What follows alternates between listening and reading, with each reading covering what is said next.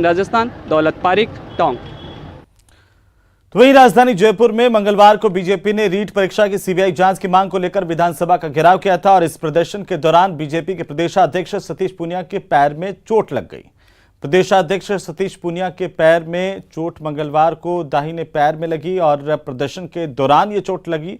वहीं मीडिया से बातचीत में सतीश पूनिया ने कहा है कि आंदोलन में चोट लगना आम बात है। सरकार के लाठी डंडों से हमारे हौसले टूटेंगे नहीं। बीजेपी वाटर कैनन के प्रहार से डरने वाली नहीं है। साथ ही उन्होंने कहा कि बीजेपी रीट मामले में सीबीआई जांच चाहती है।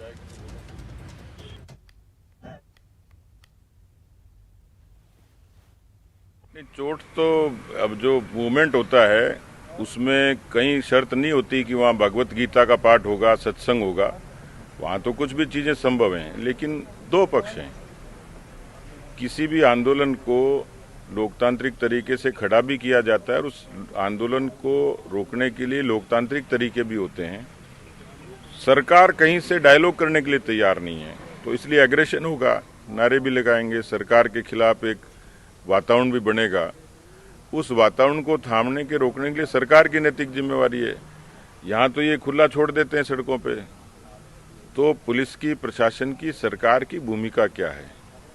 वाटर कैनन और लाठी जब चलती है तो ये बात समझ में आती है कि सरकार किसी भी आंदोलन को दमन से दबाना चाहती है और आंदोलन कभी दमन से दबते नहीं है। इसलिए कोई न कोई उसका रास्ता होता है।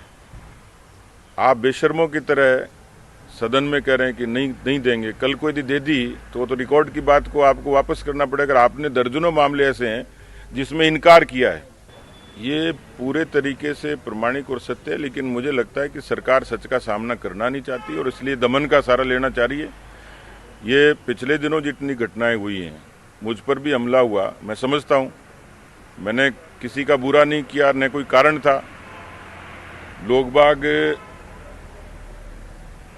मुझे नहीं लगता कि मैंने कुछ इस तरीके की भाषा का इस्तेमाल किया, लेकिन एक ही जगह क्यों हुआ, पर्टिकुलर शहर में क्यों हुआ, उस तरीके के अपराधी तत्व क्यों थे?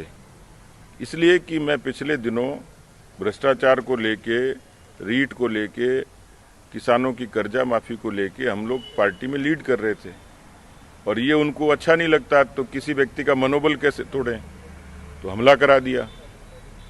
आज तक उसके बारे में कोई सरकार के किसी प्रमाणिक व्यक्ति ने ये कहा क्या कि एफआईआर दर्ज होने के बाद उस पर क्या कार्रवाई हुई?